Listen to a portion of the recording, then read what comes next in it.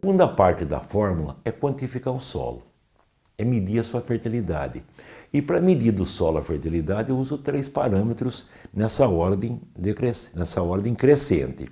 Eu uso a diagnose visual, a diagnose foliar e a análise solo. Quanto à diagnose visual, é um bom indicativo para saber do solo a fertilidade.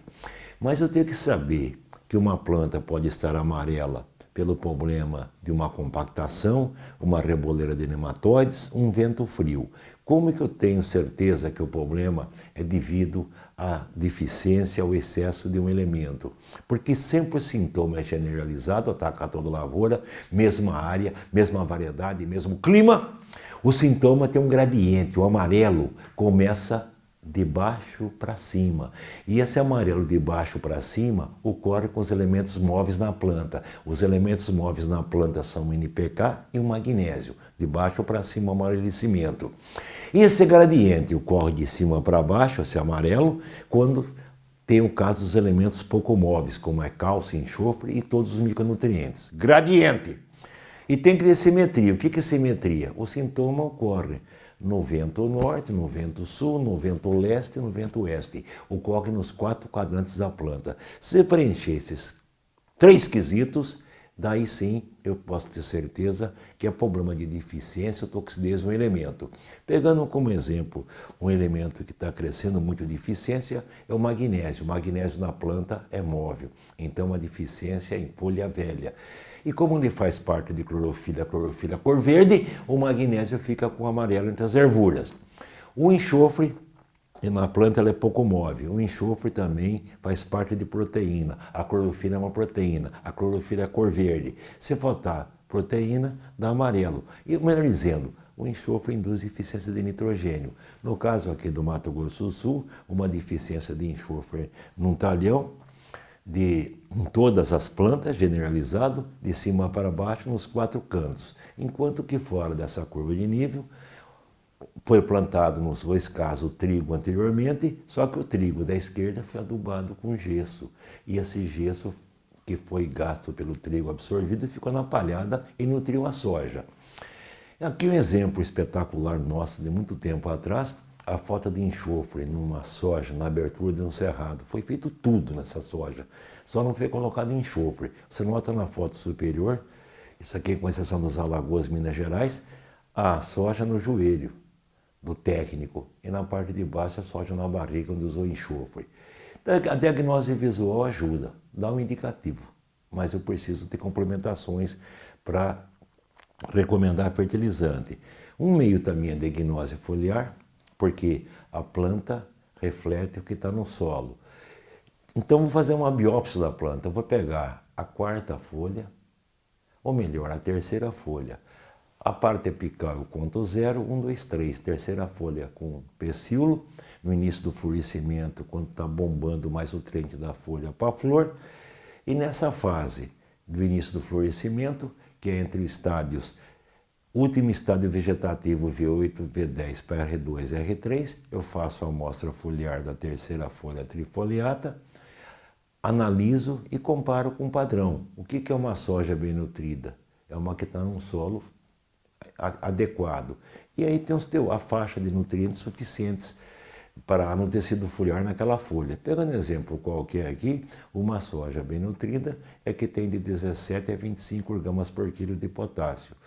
Uma soja bem nutrida é a que tem um teor de zinco de 20 a 50 miligramas por quilo. Se tiver abaixo, porque o solo está faltando esse elemento, se tiver acima, está com excesso. É evidente que uma planta bebe, a planta não come. Pegando, por exemplo, um elemento móvel como o magnésio, pode ser que a faixa não atingiu esses valores de 3 a 10. Qual o motivo principal que não atingiu esses valores? Porque eu não pus magnésio. Mas eu pus magnésio. Qual o segundo motivo? Porque eu falto água para a planta beber. Qual o terceiro motivo? Excesso de potássio que inibe magnésio. Então, uma análise gostosa, uma análise crítica da análise foliar. Mas o meio mais comum de você fazer adubação, de você recomendar um corretivo, um fertilizante, é analisar o solo. E analisar o solo requer, com início, a amostragem, a análise, a interpretação, a recomendação e utilização pelo produtor da receita. E procurar amostrar o solo sempre após a segunda safra, quando o solo vai estar mais esgotado, porque nós estamos visando principalmente a primeira safra, que é a soja, após a segunda safra. E fazer também as amostragens em duas profundidades, 0,20 e 20,40. 0,20 para indicar fertilizantes e para indicar calcário. E 20 a 40 para ver como está a subsuperfície em termos de também indicar calcário numa área de abertura e também indicar o gesso em relação à diminuição da toxidez de alumínio, ou melhor, aumentar cálcio. E também ver o teor de enxofre. E procurar fazer essa amostragem não somente em cima da linha, nem na interlinha. Fazer essa amostra praticamente um palmo da linha, alternando em cima e embaixo. E com essas análises de solo, nós vamos visar obter um nível crítico. O que é nível crítico? Nível crítico é aquele valor no solo que eu vou fazer somente adubação de manutenção. E abaixo do nível crítico, vou fazer adubação corretiva de fósforo e adubação corretiva de potássio. Então, o X aqui é o intervalo do teor no nutriente da classe média para a classe alta. Pegando, então, um exemplo aqui de São Paulo, nós queremos, então, saber qual o nível de potássio e fósforo adequado para culturas anuais. Eu já falei, Cristo, eu vou procurar o nível crítico da classe média para alta. Eu quero que a soja produza 90% a 100% do potencial produtivo. O teor de potássio que deve ter no solo é 1,6 a 3 milimol. Para facilitar, o meio de classe é 2 milimol. Mas eu estou falando para o Brasil, 2 milimol é 0,2 centimol. 0,2 centimol é 80 miligramas de potássio por decímetro cúbico. 80, 0,2 ou 2. E o fósforo, como está na última coluna no trabalho nosso, é 15 a 25 miligramas de fósforo por decímetro cúbico. Vamos colocar o 20. Isso é resina. Bem, então está aí colocado os valores que eu quero mínimos no solo. Potássio 2 milimol, 0,2 centimol, 80 ppm, 80 mg por decímetro cúbico. Fósforo pela resina, última coluna, 20 mg por decímetro cúbico. Bem, mas nós estamos falando em termos de Brasil.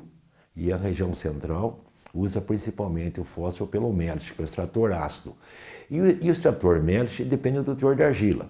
Então, num solo arenoso com menos de 15 de argila, o nível crítico de fósforo é 25. Num solo de textura areno-argilosa, ou textura média 16 a 35, o nível crítico de fósforo é 20. Chega!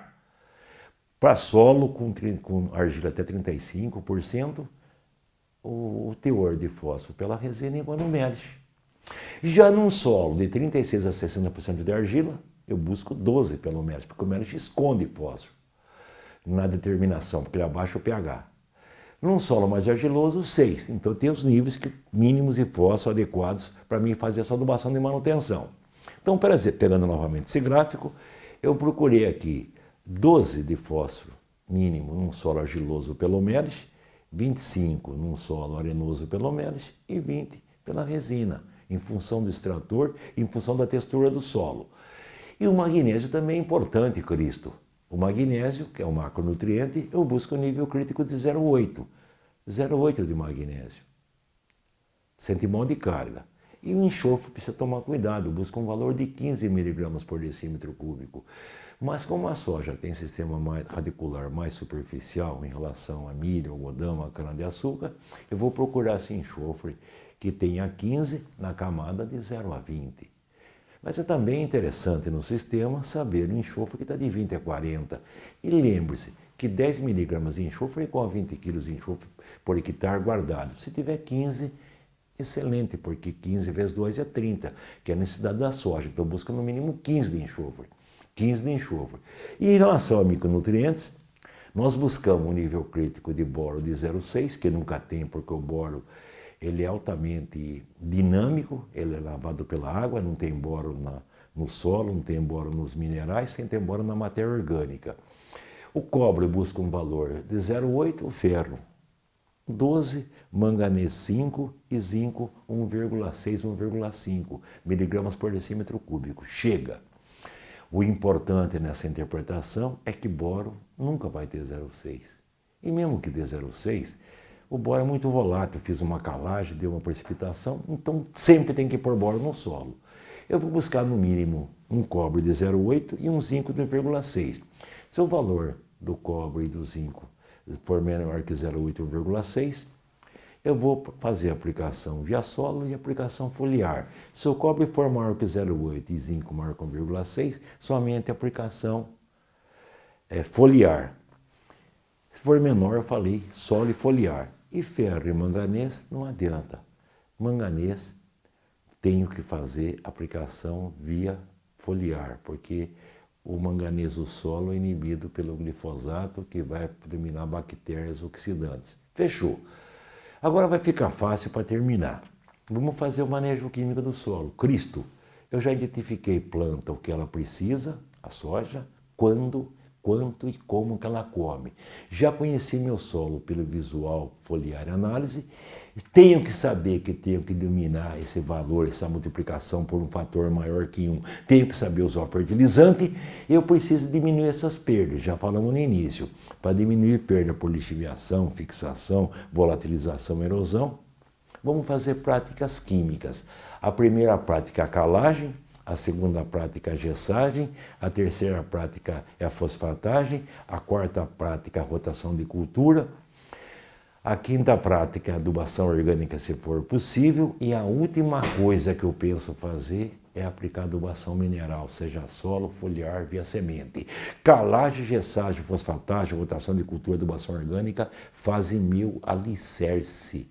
A adubação mineral faz praticamente a minha parte aérea. Então tudo começa com a calagem. Aqui é um exemplo de uma região típica de Cerrado, que é Rio Verde, que é a capital do agronegócio de Goiás. Resposta da calagem no milho, para 1% de 70%, e resposta da calagem para a soja. Ou melhor dizendo, o milho é mais exigente em calagem, em pH, a soja menos, mas o milho é menos exigente em potássio, a soja mais. Deus fez isso, ele fez uma troca. Bem, então vamos fazer uma calagem para o sistema. Vamos abrir uma área. Cristo, é para sempre, para sempre. Eu vou fazer a amostra de 0,20 e 20 a 40. E vou colocar a dose de calagem que foi pedida a Cristo. É para sempre. Essa aqui é uma calagem das duas camadas do mar de abertura. Aqui está os Vs correspondentes e aqui está expresso em centimol de carga. Bem, mas eu moro em estados que fazem milimol de carga. Está lá em cima.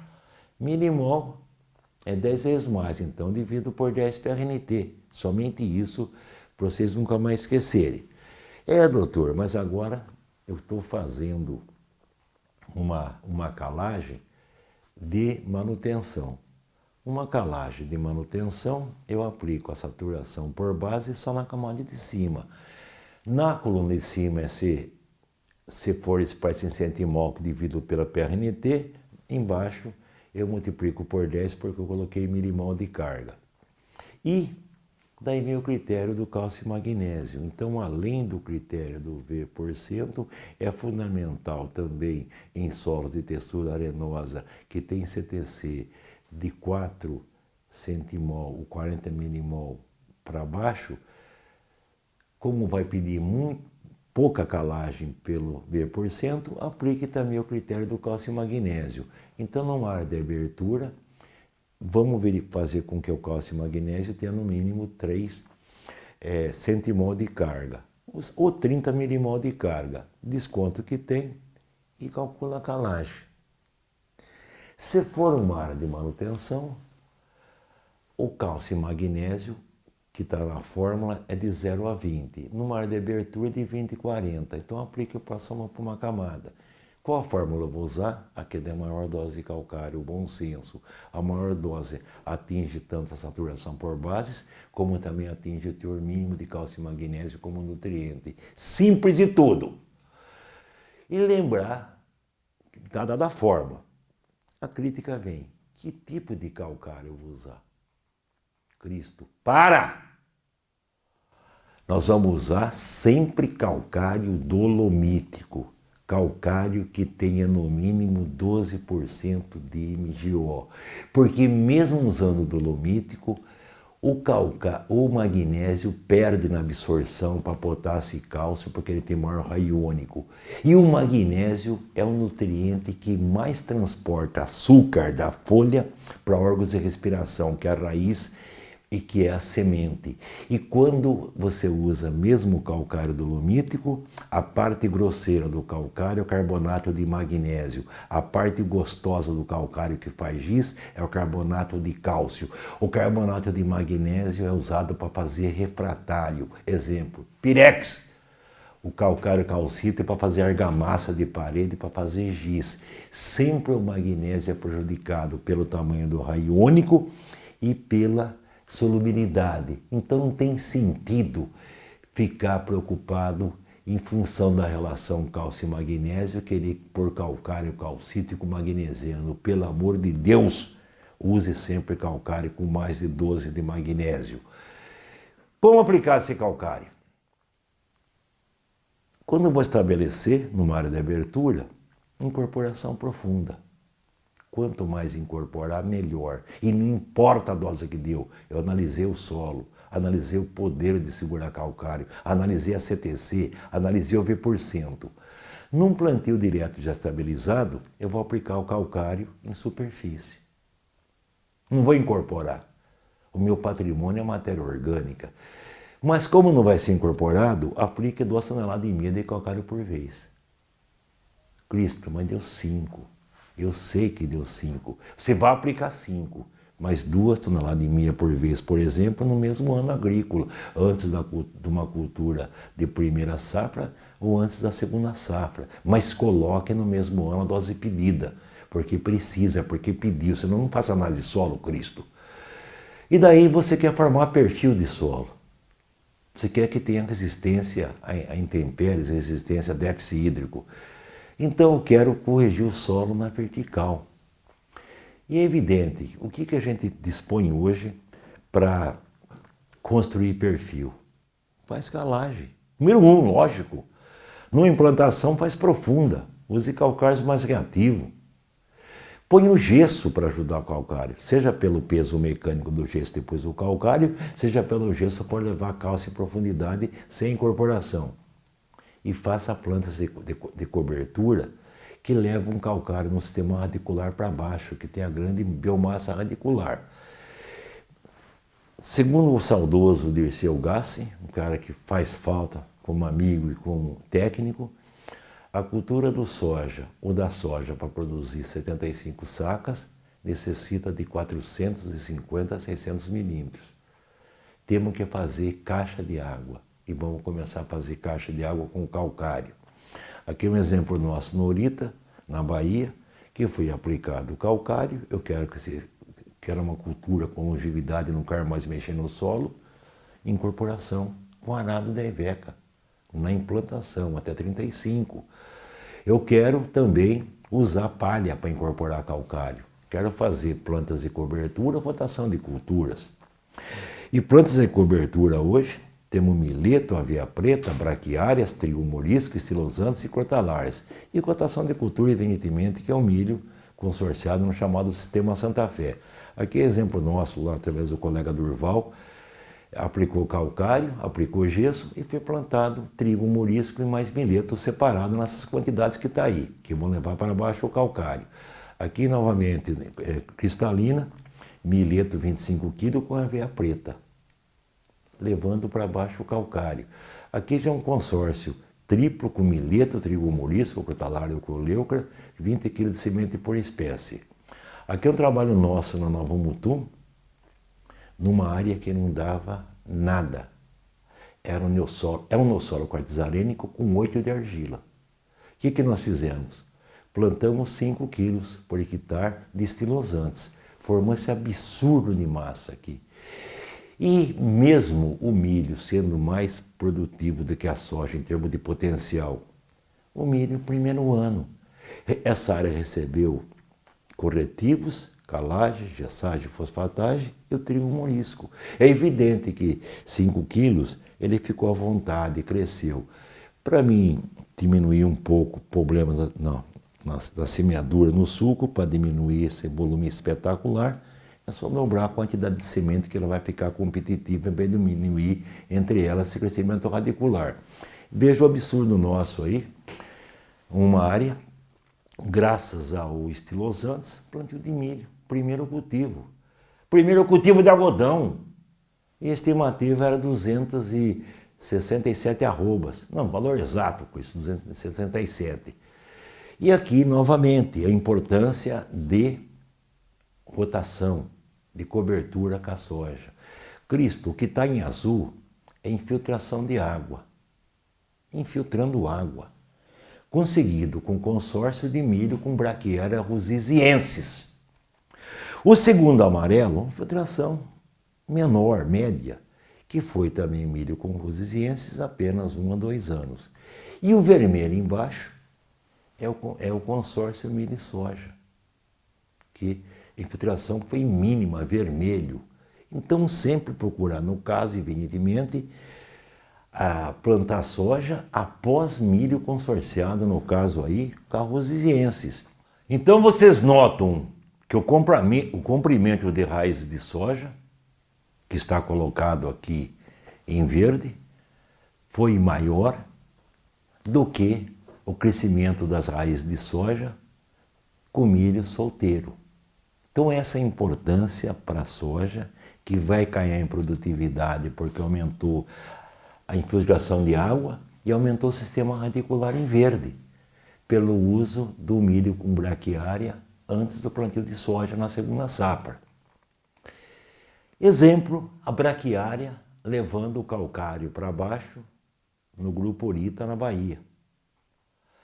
E num estado complicado de precipitação pluvial, Tocantins, Gurupi, vejo um milagre de uma soja solteira que estava produzindo 49,5 sacas, a produtividade foi para 70,7 sacas. Como assim?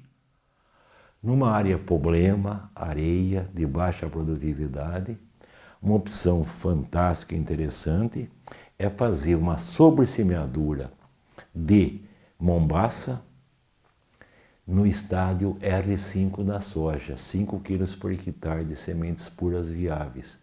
No caso aí, o que deu uma produtividade foi o casamento soja com mombaça, devido à sobressemeadura do mombaça ou de outra gramínea, hoje poácea, sobre a soja no estádio R5, no estádio R5.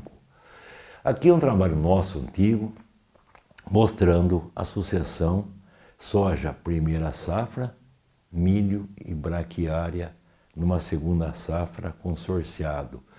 Milho com braquiária, como diz o nosso ex-aluno Charles, da Embrapa, lá de Tocantins, esse casamento é viável desde que haja sombra com S maiúsculo para a braquiária. Espetáculo do consórcio milho braquiária, milho colhido, até hoje 120 sacas por hectare, nós colhemos até 150 na Fazenda Santa Helena, na Fazenda Santa Fé, em Santa Helena de Goiás. E depois, se for o caso, o gado solto numa região que tem pluviosidade 3 a 5 A por hectare, e essa braquiária, de tão bem que ela veio, ela vai ser dessecada por plantio de feijão, ou plantio de algodão, ou plantio de soja. E uma dessecação efetiva dessa braquiária seria aplicar 100 kg de ureia por hectare, que dá 40 a 45 dienes.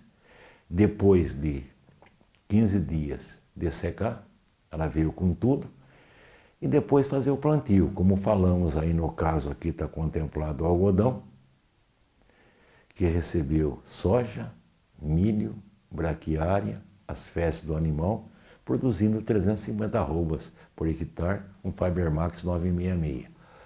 Integração. E também mostrar que a braquiária, a brisanta, é que mais reduziu a compactação do solo, 24% em comparação com Mombaça 18%, em comparação com a Rosienses 11%. E num sistema que tem gramínea antes da soja, é importante lembrar que as gramíneas, melhor dizendo as braquiárias, elas produzem a braquilactona, que mantém o N mais tempo na forma amoniacal, inibindo a sua nitrificação. N-amoniacal é a forma que eu quero que a planta absorva, mas ocorre essa reação devido à aeração. E um dos meios de inibir é usar a braquiária. Então, num sistema que tem braquiária antes da soja, nós vamos ter o N preferencial, que nós desejamos, que é o amônio. Se fosse uma folha larga antes da soja, vamos ter amônio como nitrato, nós preferimos o amônio. Isso é fácil de explicar. O N-amoniacal a ser absorvido, ele acidifica a rizosfera. E acidificando a rizosfera, ele disponibiliza micronutrientes, além de diminuir doenças radiculares. O N-nitrato eleva o pH da rizosfera, aumenta doenças e reduz micronutrientes disponíveis. O N-amoniacal, a chegar da folha, ele é incorporado facilmente em aminoácido, baixo gasto energético. O N-nitrato tem que perder oxigênio, tem que ter molibdênio para virar aminoácido, isto é, numa redução assimilatória. Então, a braquiária tem essa bênção de ter essa braquilactona que mantém por mais tempo no solo o N-amoniacal. Isso é sistema de produção, isso é rotação de culturas. E veja os senhores aqui, o perfil do solo sendo construído, o milho sem braquiária, raízes menos abundantes e mais superficiais, e o milho com braquiária.